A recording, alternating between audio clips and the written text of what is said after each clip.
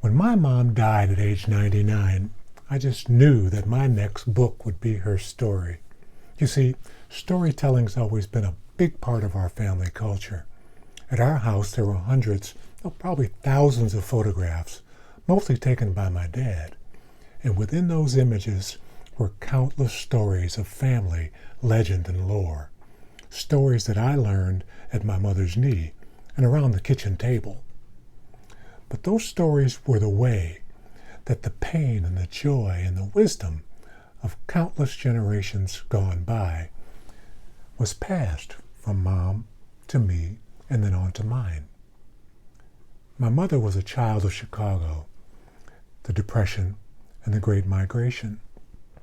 Motherless at the age of 7, she went on to graduate from Northwestern, have a career, raise a family, and all the while surviving and even thriving through the heartache that comes to us all at some time and in some way.